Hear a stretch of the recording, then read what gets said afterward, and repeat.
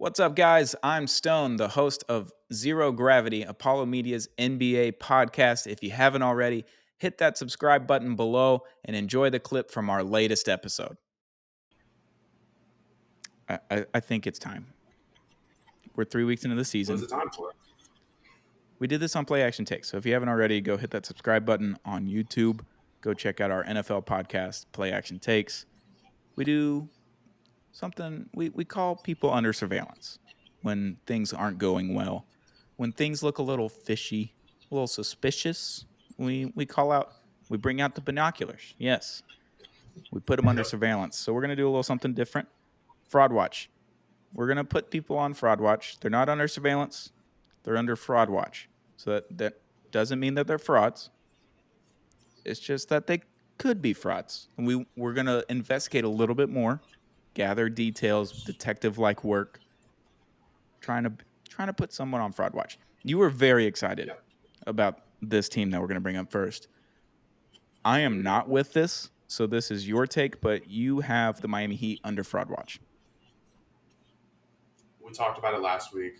I would say it's personal vendettas against Miami. It partially is, but like I mentioned, overexposure, overstimulation. I mean, I feel so confused when I watch the Heat.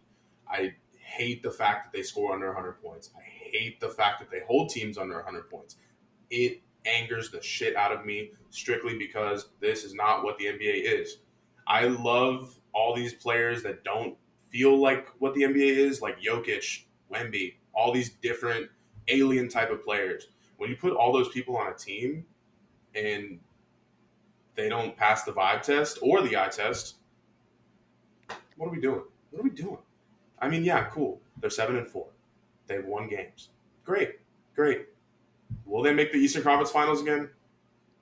No, I'm not with it. I could sit here all night, but I'll leave it with strictly this. Bam. We talked about it last pod. Love you, Bam. One of the best centers in the NBA. One of the most underappreciated players in the NBA. And that's honestly my saving grace for this Miami Heat team, or else I think I would have like a genuine hatred for them, outside of, my boy Bam. But I can't watch Jimmy Butler basketball, especially in the regular season. It becomes not just an eyesore, it becomes so much work. I have so many issues with this team. It all starts with Jimmy Butler, Tyler Hero. I'm with you. Kentucky Wildcat, I'm with you. I can't do the rest of the squad. It makes me so angry seeing Duncan Robinson play. It makes me so angry seeing Jimmy Butler play. This is all off of emotion. All of this is off of emotion. I have no facts to back this up. All I'm telling you is the Miami Heat will not reach the Eastern Conference Finals. Not this year, not next year. As long as Jimmy Butler is in this league, it is not happening. And I'll just leave it at that. I'm speaking with my emotion. Why do you not like watching Jimmy Butler play basketball? He is slow. He is angry. He plays the game with this menacing look. He's angry. He's confused. He wants to kill people on the court.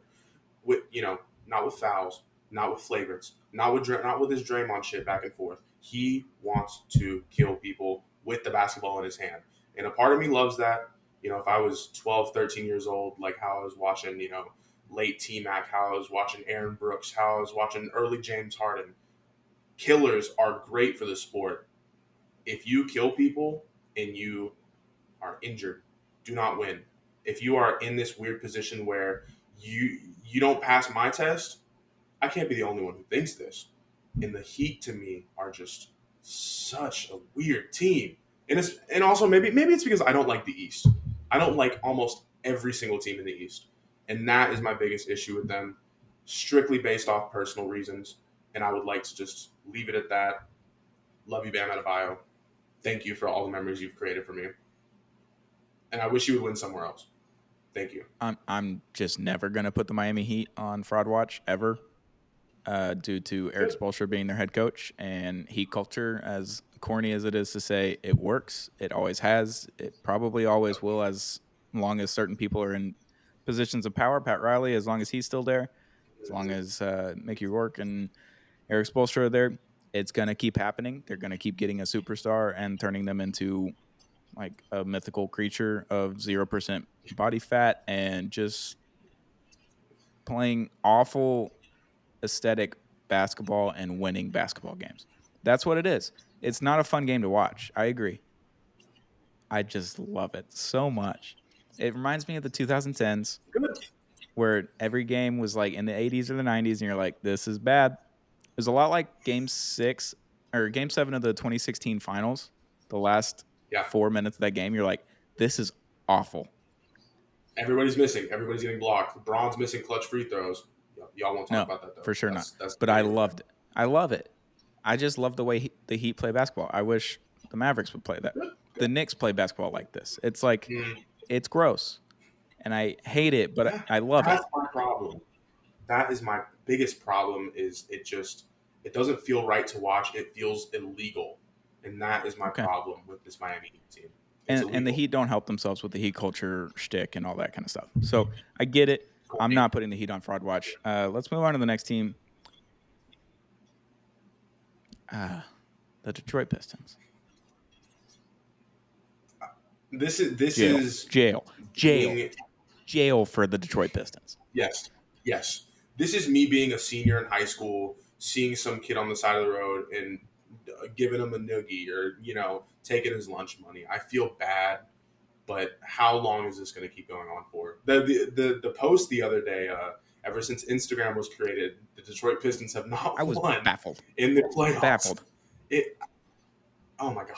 Like, come on. Yeah. Come on. So if you haven't seen it on Apollo NBA on Twitter, go follow him, Apollo NBA. I tweeted out a graphic someone had put out, and it's like a Venn diagram, and it's like, have you made the playoff, or have you won a playoff game, or have you been to the playoffs since Instagram was created? And there's one bubble with 29 teams in it, and it says, yes, of course, Instagram was created in 2010. There is one team on the far right of the graphic, and it's the Detroit Pistons, and it says no. Nope. What are we doing, Detroit? What are we doing? I feel so bad.